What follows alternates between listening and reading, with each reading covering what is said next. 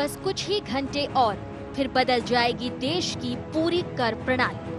वित्तीय स्तर पर देश के संविधान में सबसे बड़ा संशोधन 30 जून की रात 12 बजे देश भर में लागू हो जाएगा और तमाम विविधताओं के लिए पहचाने जाने वाले हिंदुस्तान में एक कर प्रणाली अस्तित्व में आ जाएगी। जी हां, करीब 165 देशों के बाद हिंदुस्तान में जुलाई की पहली तारीख के साथ ही जीएसटी लागू हो जाएगी। इस बहुप्रशिक्षित और व्यापक सिस्टम को लागू करने के लिए सरकार 30 जून की रात 12 बजे संसद का विशेष सत्र भी बुलाने जा रही है। साथ ही इसे लेकर जितने कयास और अटकलों का दौर जारी है, उससे कहीं ज्यादा उत्साह भी इसकी आमद के साथ अपनी मौजूदगी दर्ज करा रहा है। चलिए आपको बताते हैं कि क्या है जीएसटी।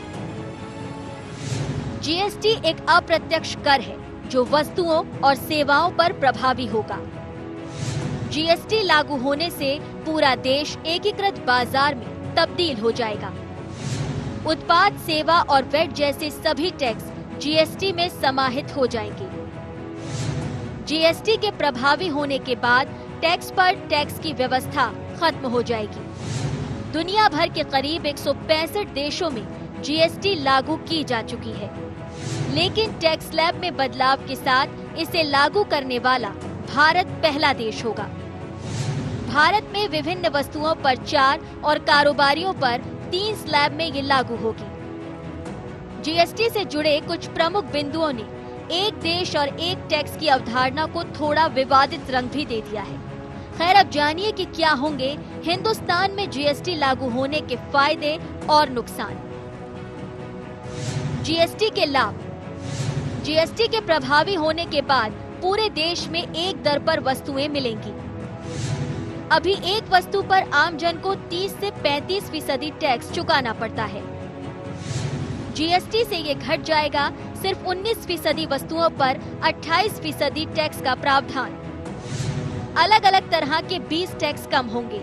उत्पादन की लागत कम होगी। जीएसटी से देश की कर प्रणाली में पारदर्शिता आएगी, टैक्स चोरी भी रुकेगी।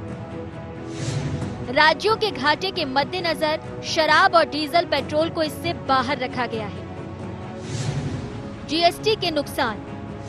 टर्नओवर के हिसाब से कारोबारियों पर अलग अलग टैक्स का फैसला अव्यावहारिक। इस लिहाज से विभिन्न फर्मों के जरिए एक ही वस्तु अलग अलग दाम पर मिलेगी। जीएसटी प्रक्रिया को लेकर व्यापारियों के बीच जानकारी का अभाव एक बड़ी परेशानी। कई वस्तुओं पर निर्धारित टैक्स की दर पहले के टैक्स की अपेक्षा काफी अधिक। टैक्स वसूली सिस्टम के अधिक प्रभावी होने से एकाएक महंगाई बढ़ेगी। ऑनलाइन कर प्रणाली अपनाने के लिए हमारा देश बुनियादी तौर पर तैयार नहीं। जीएसटी से जुड़े इन तकनीकी विषयों के साथ इस पर सियासत भी खूब परवान चढ़ रही है और इसे लेकर भाजपा जहां सरकार के बचाव में खड़ी नजर आ रही है, तो कांग्रेस इस प्रक्रिया पर सवाल खड़े करने से नहीं चूक रही। जब कोई बदल होती है तब भी इस तरीके से थोड़ा सा असंतोष और भ्रामक स्थिति होती है। 1-2 माह में सब पूरा ठीक हो जाएगा, कोई दिक्कत की, पूरे देश को लाभ मिलेगा। उसमें जनता भी आती है, हम सब, आप सब आते हैं। देखिए, कोई स्पष्ट नहीं है इसमें। जो सरकार के जो मापदंड है वो स्पष्ट नहीं है। सरकार की कोई भी नीति इसमें स्पष्ट नहीं है। पूरा व्यापारी देश भर का उपभोग की स्थिति में है और डरा हुआ भयभीत है। तो ऐसे में उनके संघर्ष में हम उनके साथ में खड़े हैं। जीएसटी के विरोध में कांग्रेस सदन के विशेष सत्र का बहिष्कार भी कर चुकी है। कुल मिलाकर इस वित्तीय प्रणाली ने देश में सियासी तौर पर एक बड़े विवाद को भी जन्म दे दिया है। हालांकि अब देखना ये होगा कि इन विवाद के इतर देश की अर्थव्यवस्था की सुधारीकरण में जीएसटी किस हद तक प्रभावी साबित होती है। Bureau report, IND 24।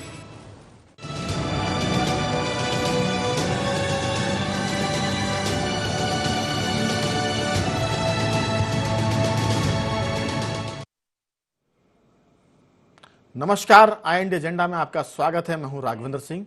हम जीएसटी के मुद्दे पर विस्तार से बातचीत करें उसके पहले नजर डालते हैं एजेंडा पॉइंट्स पर। क्या देश की अर्थव्यवस्था सुधारीकरण में मील का पत्थर साबित होगी जीएसटी? यदि हाँ, तो इसे अपनाने में भारत सरकार ने इतनी देर क्यों कर दी? क्या जीएसटी लागू करने से पहले व्यवहारिक कमियों को दरकिनार कर रही है सरकार? क्या कर सुधारीकरण के इस कदम में विपक्ष को सरकार का साथ देने की जरूरत है? तो मध्य प्रदेश तो जीएसटी के मामले में पहले से ही तैयार हो चुका है। मुख्यमंत्री शिवराज सिंह चौहान बहुत सारी बातें कर चुके हैं, लेकिन 1 जुलाई से देश की व्यापारिक जगत के साथ साथ आम जनता की भी तस्वीर और तकदीर सब बदलने वाली है। कह सकते हैं कि जीएसटी को लोग जैसा समझ पा रहे हैं, जैसा देख पा रहे हैं, वैसे उसके बारे में सोच पा रहे हैं। लेकिन हम ये चर्चा इसलिए भी कर रहे हैं क्योंकि इसमें कांग्रेस बीजेपी के साथ साथ विशेषज्ञों की भी राय होगी कि जीएसटी का मामला होने क्या वाला है, क्योंकि दुनिया के 165 मुल्क इस कर प्रणाली को लागू कर चुके हैं। पाकिस्तान भी इसमें शामिल है। भारत अकेला ऐसा देश है जो आसपास के मुल्कों में इसमें पिछड़ा हुआ था। अब जीएसटी लागू होने वाली है, तो देखते हैं कि जीएसटी को लोग कैसा सुन रहे हैं, कैसा समझ पा रहे हैं। इस मुद्दे पर चर्चा के लिए हमारे साथ स्टूडियो में 3 विशेष मेहमान मौजूद हैं। गोकुल पटवाजी, वित्त के जानकार, वित्त विशेषज्ञ। उसके बाद कांग्रेस की तरफ से हैं प्रदेश युवा कांग्रेस के श्री कुणाल चौधरी जी, और भारतीय जनता पार्टी के प्रवक्ता हैं रजनीश अग्रवाल जी। आप तीनों का बहुत बहुत स्वागत है। सबसे पहले मैं शुरुआत पटवाजी आपसे इसलिए करना चाहता हूं कि ये मामला तकनीकी रूप से है। हम भी समझना चाहते हैं कि ये जो जीएसटी का जो जिन्न है, जो भूत है, या कह सकते हैं कि जीएसटी एक ऐसा हाथी है जिसको उसकी जो चीज़ पकड़ में आ रही है वो उसको वैसा मान के चल रहा है। किसी के सूंड पकड़ में आई तो वो उसको सूंड की तरह मान रहा है।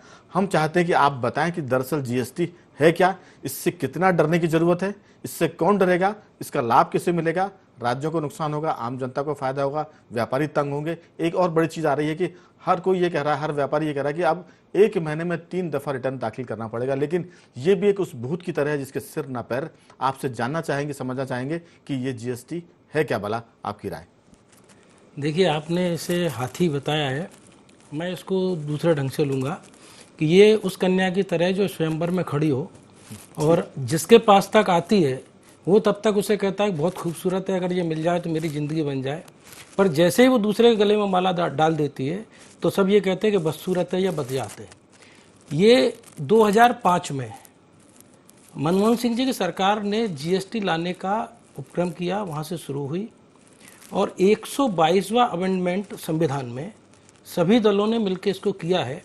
और करने के बाद केवल अब बात आ रही कल इसको लागू करना है। लागू करने के पहले लगभग सभी दलों की सहमति रही है।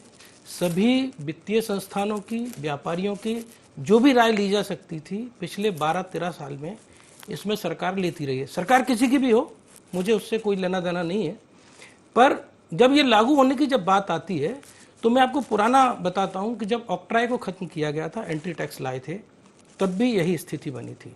जब सामान्य विक्रय कर अधिनियम जनरल सेल्स टैक्स एक्ट उसको समाप्त करके कॉमर्शियल टैक्स लाए थे, कॉमर्शियल टैक्स को समाप्त करके मोड वेट या वेट हम जिसे कहते हैं वैल्यू एडेड टैक्स। तो हर बार जब टैक्सेशन में कोई नई बात आती है तो एक अफवाह का दौर चलता है कि साहब ये घातक होगी। पर मेरा जो अनुभव है 70 साल का, चूँकि मैं पढ़ता रहा हूँ, जितना भी टैक्सेशन में सुधार हुआ है उसका हमेशा देश को लाभ पहुँचा है, उसका व्यक्ति को लाभ पहुँचा है, हर व्यक्ति को लाभ पहुँचा है। ऐसा अभी तक कभी नहीं हुआ कि देश में किसी भी कर को बदला गया हो और उसको फिर विड्रॉ करना पड़ा हो या वापस हम पुराने ढांचे पे आए हों। तो इस वजह से जितनी भी शंकाएं हैं, मैं केवल एक लाइन में कहना चाहूँगा कि वो शंकाएं लगभग निराधार है। अगर कोई परेशानी होती है तो सरकार हमारी है, हमारे देश की है। हम प्रशासन, शासन जो भी है वो कोई दूसरे देश का नहीं है। अगर परेशानी होती है तो उसमें अमेंडमेंट जरूर हो जाता है। जब भी होता है, हर साल हम देखते हैं कई बार रेट्स में डिफरेंस आते हैं, हर बजट में रेट में चेंज आता है, कुछ रूल्स में चेंज आता है, हर बार कुछ ना कुछ चेंज होता रहता है। अगर कोई प्रॉब्लम होगी, नहीं, हम आपसे इसको यूं समझना चाहते हैं कि इससे टैक्स चोरी कम होगी, इससे दाम गिरेंगे या बढ़ेंगे, या हो सकता है कि शुरुआती दौर में दाम बढ़े बाद में घट जाए। आखिर इससे क्या लाभ होने वाला है तात्कालिक रूप से?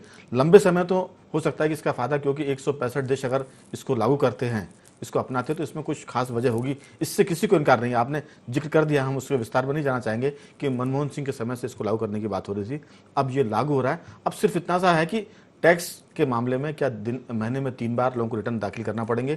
व्यापारियों में सबसे बड़ा पैनिक इसी को लेकर है कि अब हमको नए नए अकाउंटेंट ढूंढने पड़ेंगे, चार्टर्ड अकाउंटेंट की सेवाएं बढ़ जाएंगी और कहीं ना कहीं उनके लिए परेशानी का सबब बनेगा। ये हो सकता है, लेकिन एक बात जो मोटे तौर पर निकल कर आती है कि शायद इससे टैक्स चोरी कम होगी, लोगों को आमतौर से लाभ मिलेगा। ये थोड़ा सा आप बताएं, फिर मैं लौटूंगा बाकी मेहमानों की तरफ। देखिए, दोनों ही बातें आपकी जो है मैं उससे मतलब एक बात से सहमत हूँ कि एक तो टैक्स की रेट कम होगी। अभी तक देश में 17 तरह के टैक्स थे जो इनडायरेक्ट टैक्स हम जिन्हें कहते हैं, जिनका पब्लिक को पता नहीं होता। टैक्सेशन सिस्टम हमारे यहाँ 2 तरह का, एक डायरेक्ट टैक्स जिसको व्यक्ति खुद भरता है और एक इनडायरेक्ट टैक्स जिसे व्यक्ति खुद नहीं भरता, वो किसी माध्यम से व्यापारी ही उसका टैक्स भरता है। तो 17 तरह के टैक्स अभी देश में लागू थे और 17 तरह के टैक्स में 3 या 4 तरह के एक व्यापारी को ही चार्टर्ड अकाउंटेंट, एडवोकेट्स, कंसल्टेंट्स और अकाउंटेंट्स लेना पड़ता था, पर अब उसका एक व्यक्ति से काम चलेगा। एक तो ये जो अफवाह है कि उन्हें नए अकाउंटेंट या चार्टर्ड अकाउंटेंट्स की जरूरत पड़ेगी, वो भ्रामक बात है। दूसरी बात यह है कि अभी तक एक ही वस्तु पर 4 या 5 बार कम से कम टैक्स लगता था, कभी कभी 10 बार भी टैक्स लग जाता था। जब हम वो 4-5 बार का टैक्स या 10 बार के टैक्स को कैलकुलेट कर रहे हैं, उसके मुकाबले अभी तक जो भी दर लागू की है, एक आध अपवाद को छोड़कर कम है। बिल्कुल। तो रेट कम होने से वस्तुएं सस्ती होंगी। बिल्कुल, मैं लौटता हूं और आपके पास। तीसरी बात यह है कि कर चोरी की, चूंकि 17 जगह जब टैक्स लगता था या 10 जगह लगता था, तो स्वाभाविक है कि 2-4 जगह कहीं गुंजाइश हो जाती थी, टैक्स चोरी हो जाती थी। अब या तो पूरा टैक्स की चोरी होगी या पूरा टैक्स गवर्नमेंट को मिलेगा, बीच का इसमें कोई रास्ता नहीं। बिल्कुल। अब कुणाल जी, जो पूरा जीएसटी का मामला है ये कांग्रेस की तरफ से लाया हुआ है। बिल्कुल। आपकी सहमति के बगैर ये टैक्स लागू नहीं हो सकता था, ये भी बात पक्की है। तो फिर अब वजह क्या है कि कांग्रेस विरोध कर रही है, या कांग्रेस को आशंकाएं क्या है? जिन चीज़ों को आपने संसद में स्वीकार किया है, हो सकता है कि वो चीज़ें छूट गई हों। आपसे मैं वो व्यावहारिक बातें जानना चाहता हूँ जिसका डर सच में है और वो सही में घटित होने वाली है। देखिए, पूरा जीएसटी का जो माध्यम है, जैसे इन्होंने भी बताया कि ये कांग्रेस पार्टी ही इसे 2005-6 के अंदर लेके आई और कांग्रेस पार्टी ने ही इसको एक देश एक टैक्स की बात और मूल धारणा को रखने का काम किया। पर जिसके मूल स्वभाव में जो 1 नेशन और 1 टैक्स की बात है, उसे ही इस जीएसटी में खत्म कर दिया गया है। पहली चीज तो इसमें एक की जगह 3 टैक्स लग रहे हैं। एक सेंट्रल का अलग जीएसटी लग रहा है, एक स्टेट का अलग रख रहा है और एक इंट्रा। 3 जीएसटी इसमें पहले जो मूल जीएसटी से हटा के इसको 3 जीएसटी में कर दिया। पहली बात जो बड़ी बात, हालांकि हम इस डिबेट में नहीं जाना चाहेंगे, लेकिन आपकी तो सहमति थी ना दिल्ली में। सहमति, देखिए, जिन बेसिक चीजों को हमने लोकसभा के अंदर रखा, उसमें सुधार को रखा, उन सारे सुधारों को ना तो ध्यान में दिया गया। कांग्रेस पार्टी शुरू से थी कि जब जीएसटी लगे तो 18% मैक्सिमम तक, उससे ज्यादा कभी भी नहीं लगे। मतलब लगे 13%, 12%, 14% तक, मैक्सिमम 18% पर है। पर यही मैक्सिमम लिमिट ये 40% लेके गए। आप सोचिए कि किस तरीके से उसको बढ़ाने का काम किया गया। जो टर्नओवर पे जो उसके ऊपर थोड़ा सा मैं रोकना चाह रहा था आपको। 28% है मैक्सिमम, 40 नहीं, आप 28 तक अभी लगा रहे हैं जी। मैक्सिमम ले जा 40 तक पढ़ सकते हैं। यही तो आपने क्रूड ऑयल जो इसके अंदर होना चाहिए था, जो पेट्रोल डीजल जिस पर टैक्स ज्यादा लगता है, उसको आपने इससे बाहर करने का काम कर दिया। और पहले भी आप जिसे बाजार के हवाले क्रूड ऑयल आज की तारीख में जब कीमतें बढ़ती है तब तो आप कीमत बढ़ा देते हो, पर जब कीमतें घटती है, जब मनमोहन सिंह जी के समय $140 प्रति बैरल क्रूड ऑयल था, जिस कीमत पे जब पेट्रोल डीजल मिल रहा था, आज $50 प्रति बैरल पे क्रूड ऑयल और उस कीमत पे आज पेट्रोल डीजल मिल रहा है। आप आशंकाओं को समझिए, आप जिन आशंकाओं की बातें जो बड़े उद्योगपतियों को चंद चुनिंदा लोगों के ध्यान में रखे, जो 37 टर्न यहां पे बढ़ने, ये बड़ी बात है कि भोपाल इंदौर में ठीक है कोई फर्क नहीं पड़ेगा। जो बात चल रही है शंका की, जो गांव देहात और जो छोटे कस्बे हैं, यहां पे इस प्रकार से ना तो वहां पे अपने सीए अच्छे मिलते हैं, ना सीईओ की कोई वहां पे वो होती है, चार्टर्ड अकाउंटेंट वगैरह की व्यवस्था होती है। उन छोटी छोटी जगहों पे कहीं व्यापारी क्या करता है कि मेरा व्यापार है, मैं अपनी एक सब वो दुकान और खोल दी और मेरे सामान को वहां पे बेच सकता हूं, छोटी दुकानों पे भी बेच सकता हूं। उन चीजों के ऊपर जिस प्रकार से कर की प्रणाली और एक इंस्पेक्टर आज, इसमें सबसे बड़ा प्रावधान कर दिया गया 5 साल तक की सजा का। क्या ऐसा कौन सा काम हत्याएं कर दी जो 5 साल की सजा तक की उसके अंदर वो कर दिया गया? करने वाले को नहीं, चोरी। अब यही चीज आपने आज मध्य प्रदेश में चलिए, जीएसटी मैं जो लौटता हूं, जो हमारे अपनी पास- बात रखे जी। उसके ऊपर रासुका लगा रहे। आप समझिए, अगर रासुका लगाने की जरूरत कोई अपना बात रखे तो क्या अंग्रेजों के शासन में जो इंस्पेक्टर राज चलता था उसी को लाने की तैयारी, मैं लौटता रासुका हूं। की जरूरत क्यों पड़ी? मैं लौटता हूं आपके पास कि ये जरूरत क्यों पड़ी। अगर गलत है तो वाकई इसकी आलोचना होगी, और सही है तो फिर सरकार इसको जस्टिफाई करेगी। रजनीश जी, आशंकाएं बहुत सारी है, नोटबंदी के समय भी बहुत सारी आशंकाएं हुई थी, बाद में सब चीज़ें लाभ नफा नुकसान जो भी हो, लेकिन लोगों ने उसको स्वीकार किया। जीएसटी को लेकर भी इस तरह की बहुत सारी आशंकाएं व्यापारी जगत में भी है। भारतीय जनता पार्टी को एक तरह से व्यापारियों की हमदर्द पार्टी के रूप में माना जाता रहा है, लेकिन बड़ी बात यह है कि अब बड़े स्तर पर व्यापारी इसका विरोध कर रहे हैं, चाहे वो सोना चांदी बनाने वाला सुनार हो, जेवरात बेचने वाला हो, या बड़ी चीज़ों का हो, क्योंकि 4 स्लैब हैं टैक्स के, 5% है, 12% है, 18% और 28%, जबकि पूरी दुनिया में इस तरह के 4 स्लैब नहीं हुए हैं। ये भी कहा जा रहा है कि ये तुष्टीकरण का एक रास्ता अख्तियार किया। आपकी राय? देखिए, मैं उल्टा शुरू करता हूं। गांव देहातों के दुकानदारों की बात कर रहे थे। 20 लाख तक जिनका टर्नओवर है उनको जीएसटी में रजिस्ट्रेशन कराने की भी जरूरत नहीं है। दूसरी बात, ये बात सही है, भले ही कुणाल चौधरी जी जैसे लोग या बाकी कांग्रेस के नेता कुछ भी बोले, लेकिन एक बहुत खूबसूरती इस देश की है कि इस देश ने जो सभी राज्यों को मिलकर जीएसटी काउंसिल बनी है, उस काउंसिल में बहुमत के आधार पर नहीं, सर्वसम्मति के आधार पर निर्णय लिए हैं। जितने प्रकार के भी निर्णय सामने आ रहे हैं वो जीएसटी काउंसिल के निर्णय हैं और सर्वसम्मति के आधार पर हैं। जहां कांग्रेस की सरकारें हैं वहां के वित्त मंत्री ने या मुख्यमंत्री ने जीएसटी काउंसिल के निर्णय को चैलेंज नहीं किया है, बल्कि सहमति दी है। दूसरी बात, ये जो आप कह रहे हो 4 तरह के टैक्स, 0, 5, 18, 28, तो स्वाभाविक है कि हमारे यहाँ माचिस पर लगने वाला टैक्स और मर्सिडीज पर लगने वाला टैक्स की दर एक नहीं हो सकती। जो ये बात कह रहे हैं कि एक दर क्यों नहीं है, हाँ, एक वस्तु पर पूरे देश में एक समान कर, यानी 5% कर अगर मेरे चश्मे पे लगता है तो वो कर चेन्नई में भी वही होगा, दिल्ली में भी वही होगा, भोपाल में भी वही होगा, वो अलग नहीं होगा। इसलिए एक टैक्स है। हाँ, गरीब के कोई सामान पर टैक्स और मर्सिडीज में घूमने वाले मर्सिडीज का टैक्स एक नहीं हो सकता इस देश में, इसलिए इसकी स्लैब अलग अलग हैं। दूसरी बात, जीएसटी काउंसिल को पूरे अधिकार सुरक्षित हैं। अगर जैसा पटवा जी ने कहा कि कोई फेरबदल की मांग उठती है, किसी में दर चेंज करना है, तो जीएसटी काउंसिल कर सकती है। 2-3 बातें बहुत महत्वपूर्ण हैं। एक महत्वपूर्ण बात तो यह है कि पूरा बिजनेस जिस प्रकार से कहना चाहिए कि अपने यहाँ परंपराओं में बहुत ज्यादा व्यापार हुआ करता था, जिसका कोई लेखा जोखा, जिसका कच्चे पे पर्ची चलती थी, वो सबको पता है, आप सब भी जानते हैं। बिल की कोई बहुत ज्यादा डिमांड ना लेने वाला करता था, ना देने वाला बिल देने के लिए कोई हिमायती हुआ करता था। वो सारी चीज समाप्त होने वाली है। पूरा बिजनेस नंबर 1 के दायरे में अब आने वाला है।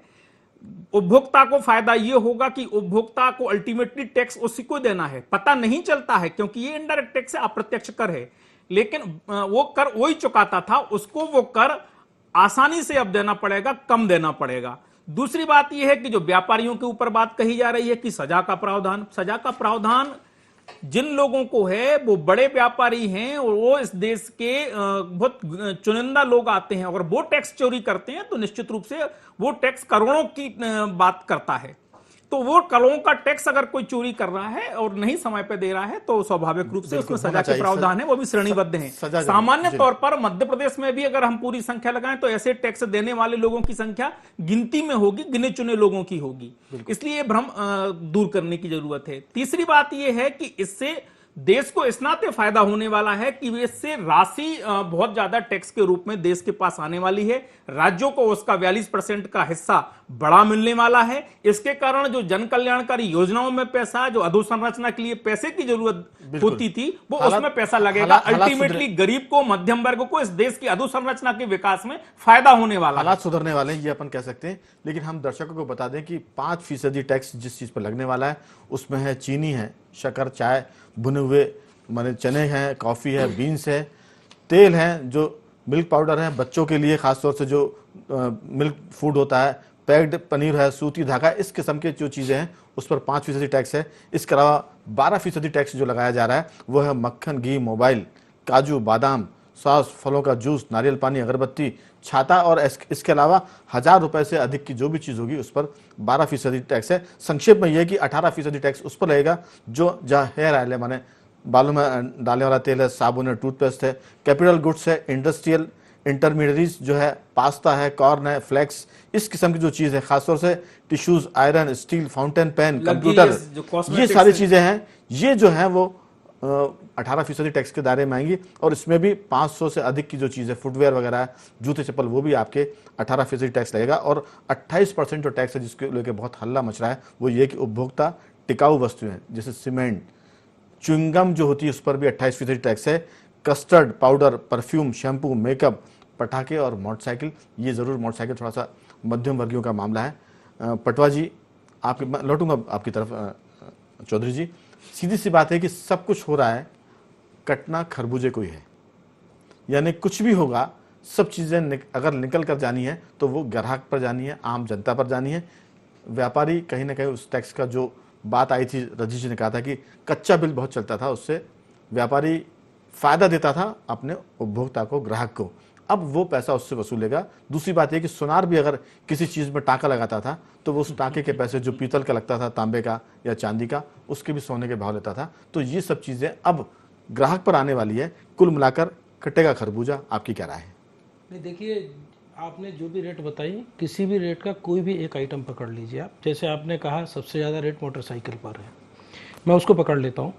अभी तक मोटरसाइकिल पर जो टैक्सेशन था उसके रॉ मटेरियल पर उत्पाद शुल्क, फिर जब वो मोटरसाइकिल बन गई तो 18 से 24% तक उस पर उत्पाद शुल्क, उत्पाद शुल्क के बाद में फिर वो आएगी तो सेंट्रल सेल्स टैक्स जो पहले 4% था, बाद में 2% हो गया।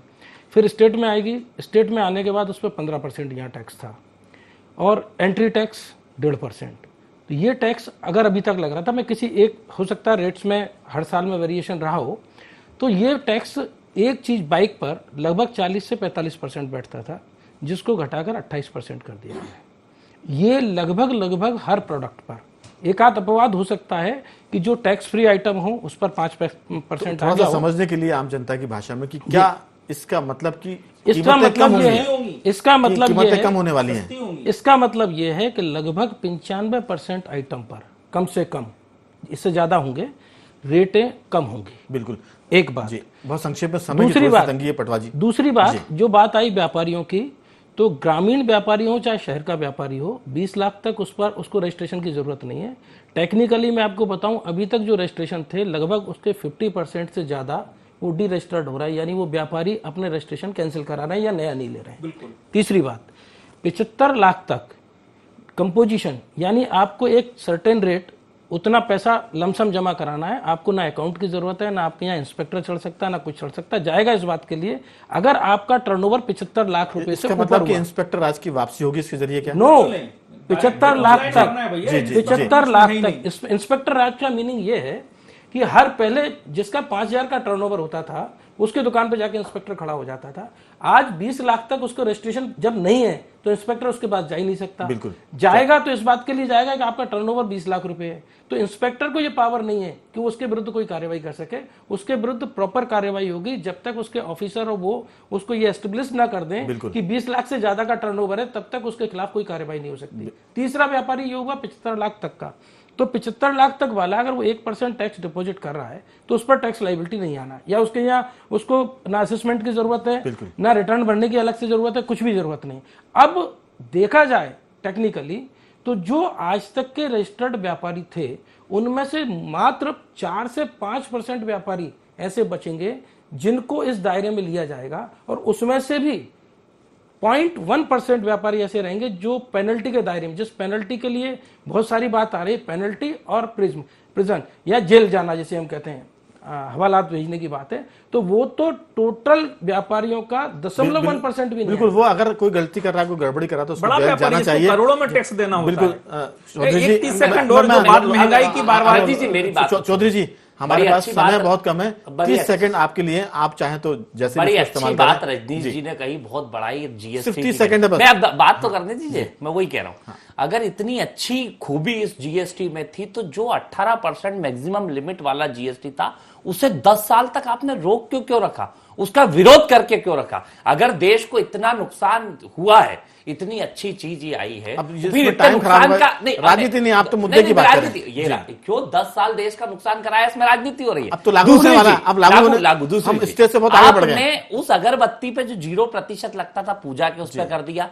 कफन तक के ऊपर टैक्स लगा दिया है आपने जो मरने के चलिए बाद ये कीजिए। बड़ी मुद्दे की नहीं, बात नहीं, है। ये मुद्दे की बात है। रजीश जी, ट्रैक्टर के समय- ऊपर 14% कुणाल जी, समय खत्म हो रहा है, प्लीज। मत सुनाओ यार। मर्सिडीज और ट्रैक्टर के ऊपर ज्यादा लग रहा है और मर्सिडीज के ऊपर कम लग रहा है। रंजीत जी, कुणाल जी, अगर मुझे देश थोड़ा सा को- सहयोग करें। अब आप बात ही नहीं कर देती, मैं 30 सेकंड भी बात नहीं कर देती। नहीं, आप समय चूंकि नहीं, आपने बात ही नहीं कर देती। टेक्निकल मामला ज्यादा था आज, अपन आपकी बात बाद में कर लेंगे। टेक्निकली तो बात करी, देश का 10 साल नुकसान हुआ तो उसमें इसको बीजेपी को माफी मांगना चाहिए। चलिए नहीं ये चाहिए। पूछ लेते हैं देश का आपने। देखिए 2-3 चीजें वो जी। फालतू के नहीं, जवाब फालतू को- नहीं, एक तो सबसे बड़ी बात नहीं, ये है कि पहली जो बात, महंगाई रंजीत की जी, बात रंजीत जी, महंगाई की बात जो क्रॉप बढ़ा क्या दी जा कर- रही क्या है। कर- पूछता हूं। फालतू नहीं, 10 साल अगर आपने देश को पीछे करा, ये किसकी गलती? चलिए, ठीक। इस पे जवाब दें, आपकी तो गलती, बेहतर आपकी होगा। सरकार की चलिए। नहीं, गलती, इसमें प्रधानमंत्री 18% गलती, यूपी 18% नहीं है, मैक्सिमम लिमिट वाला क्योंकि करा था। स्टेट समय नहीं है, के और स्टेट 40% के जो कंसर्न थे वो आपने नहीं नरेंद्र सुलझाए। मोदी 18% आपने पे नहीं विरोध कर रहे सुलझाए। थे। स्टेट के नरेंद्र कंसर्न मोदी हम कर जी रहे थे। 18% पे पूरे विरोध कर भारतीय रहे थे। जनता पार्टी का देश का मुख्यमंत्री, भारतीय एनडीए का मुख्यमंत्री विरोध कर रहा देखिए, था। हाँ, आपके टेक्निकल- यही बिल्कुल कर रहे थे। प्रधानमंत्री देश के विरोध कर रहे थे ना। कुणाल जी, कर रहे थे, नरेंद्र मोदी। बिल्कुल आपकी जो आवाज स्टेट नहीं जा के रही है। कंसर्न थे क्यों? आपकी क्या सरकार कंसर्न नहीं थे? सुझा रही थी। क्या कंसर्न थे? चलिए जनता को समय पता की तो पड़े, कमी है, इसमें जनता का हम इस नुकसान चर्चा क्यों को करा? कि वो चर्चा को यही रोकना चाहते हैं। गंभीर चर्चा पे नहीं, आपने जनता को वो रोका है, मजाक नुकसान उड़ा क्यों दिया। करा? नहीं, कुणाल मजाक जी, नहीं,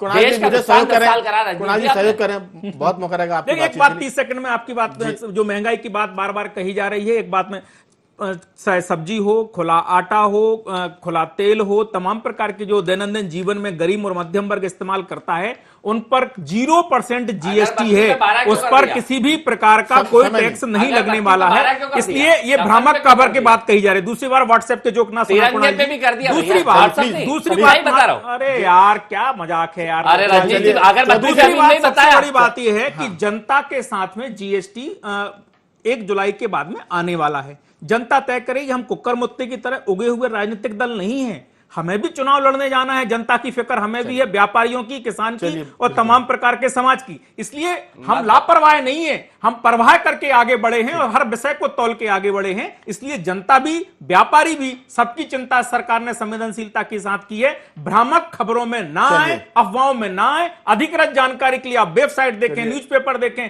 तमाम प्रकार के जो अधिकृत व्यक्ति उनसे जानकारी प्राप्त करें। समय समाप्त हो रहा है। आपने चर्चा में हिस्सा लिया, बहुत बहुत आपका साधुवाद। हम दर्शकों को बता दें कि ये मामला बहुत पेचीदगी भरा है। हमने शुरुआत में कहा कि इसको हर आदमी अपने हिसाब से मान रहा है। कोई इसको हाथी की सूंड समझ रहा है, कोई पूंछ समझ रहा है, लेकिन 1 जुलाई के बाद ये सबके सामने होगा। उम्मीद करते हैं कि जो कुछ कहा जा रहा है सत्ताधारी दल द्वारा, वैसा ही ये जीएसटी निकले, ना तो हाथी की पूंछ की तरह हो, ना सूंड की तरह हो। और ये भी हम उम्मीद करते हैं कि खरबूजा नहीं कटेगा, यानी आम जनता को इससे नुकसान नहीं होगा, देश को फायदा होगा। तो IND एजेंडा में आज सिर्फ इतना ही। आप बने रहिए हमारे साथ और देखते रहिए IND 24।